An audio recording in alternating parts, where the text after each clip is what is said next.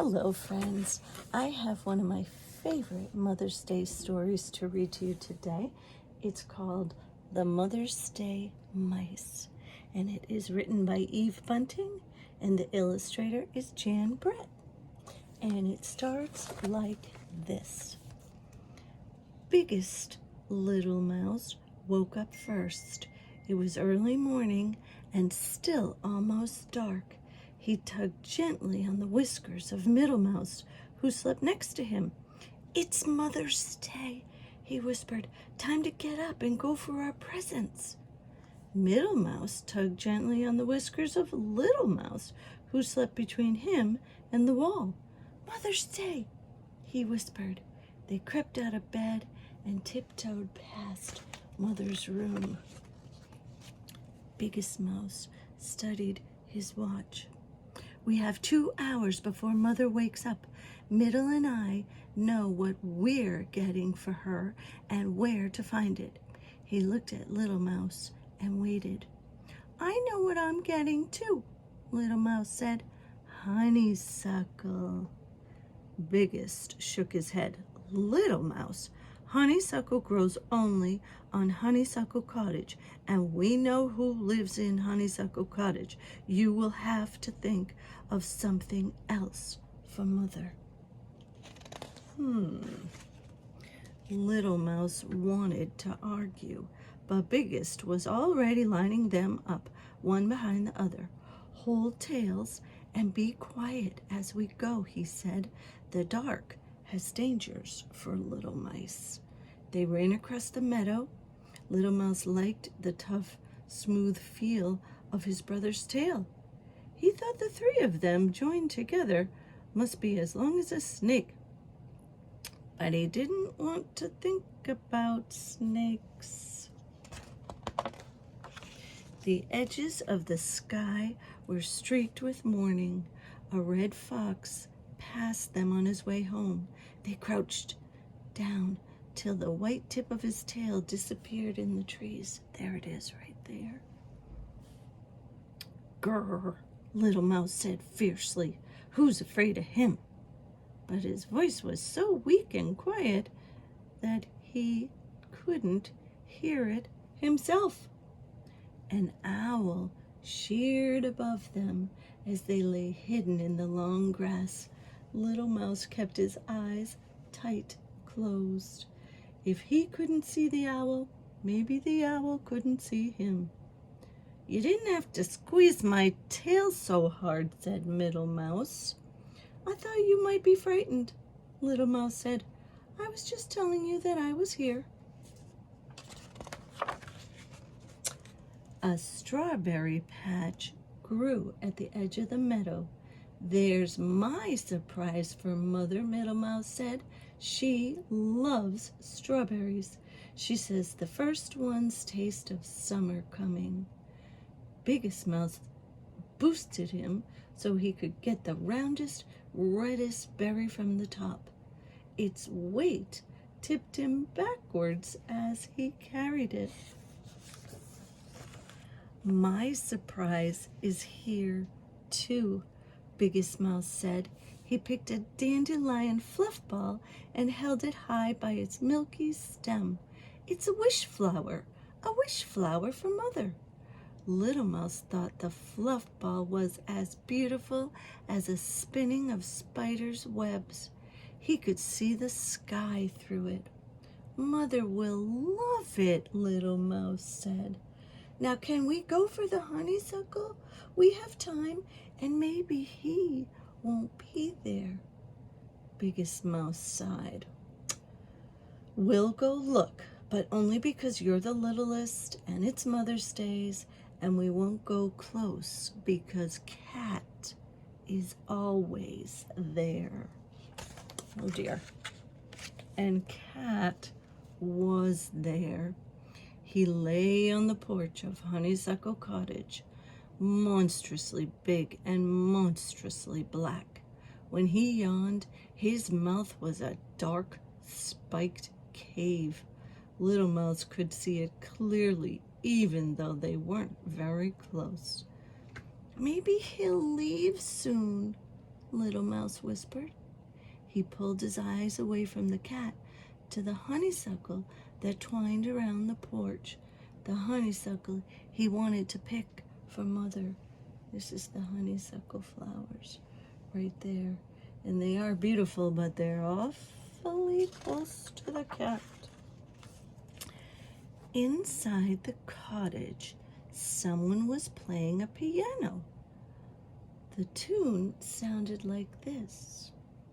My mom's the best, I know it's so.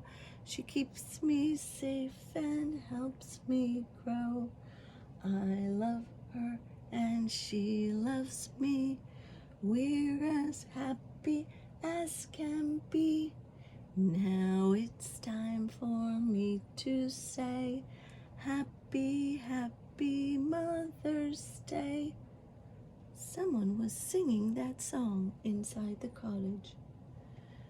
Maybe Cat likes to lie in the sun and listen to music, Little Mouse whispered. Maybe the person will stop playing and singing and Cat will go away. He sniffed the honeysuckle air and pretended to see Biggest Mouse check the time. Dum-de-dum. That person is not going to stop playing, Middle muttered. He set his strawberry on the ground and a beetle came by. There's a strawberry. There's the beetle. Uh-oh. Middle Mouse picked up his strawberry and shooed the beetle away. Little Mouse began creeping toward the cottage on his belly. Biggest yanked him back by the tail. Stop that! Anyway, it's time to go. What if Mother wakes up on Mother's Day and all her little mice are missing? We have to go, Biggest said. I'm sorry, Little Mouse. But inside Little Mouse's head, something had started to beat. Something wonderful that was the beginning of an idea. Something better than honeysuckle. It's all right, said Little Mouse. The sun made a pink path across the meadow as they ran for home. Bring her a daisy, Biggest said over his shoulder. She likes daisies. Bring her a rock, Middle puffed. A small rock that's not hard to carry.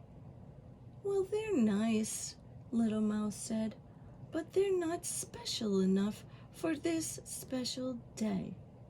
He had something special, though. He had it strong and firm in his mind when they got home. Biggest stood the puffball in a jar beside Mother's chair. Middle put the strawberry on a blue dish on the table. I'm glad I didn't roll it, he said. Sometimes I wanted to, but I carried it all the way, and it isn't even squished. He glanced sideways at Little Mouse.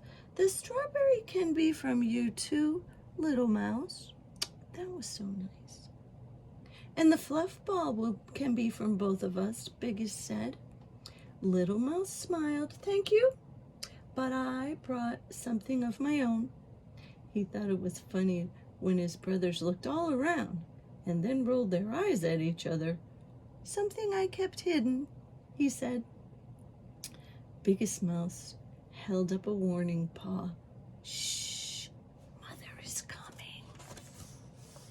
Happy Mother's Day, they all shouted when she came in the kitchen, and Mother said, oh, you remembered. Remembered, we almost got eaten. Middle Mouse began to say, but Biggest poked him. Sometimes Middle Mouse talked too much. Mother blew on the fluff ball, and it exploded into a million beautiful feathery seeds. Did you make a wish? Biggest Mouse asked. Yes, I made a wonderful wish.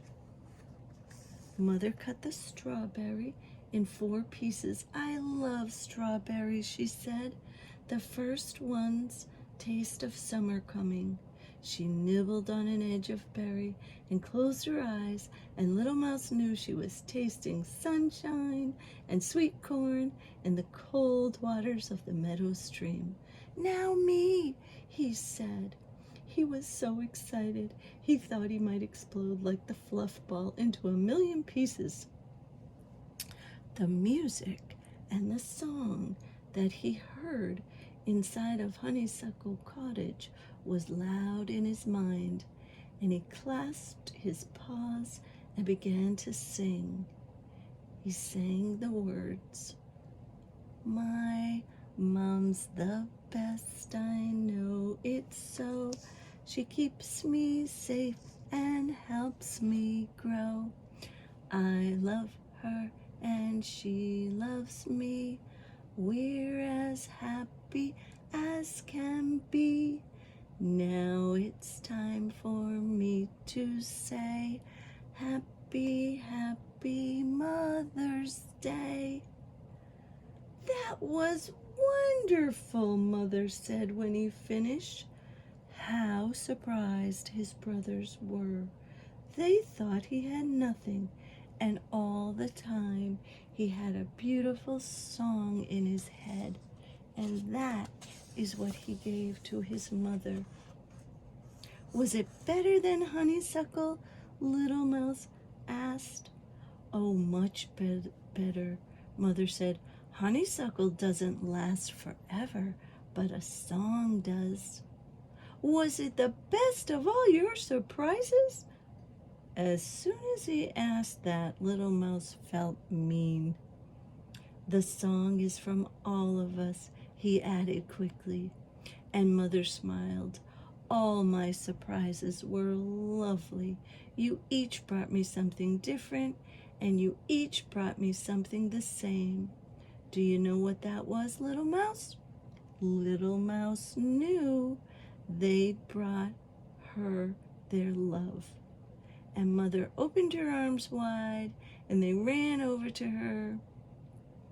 "Let's sing Little Mouse's song," she said.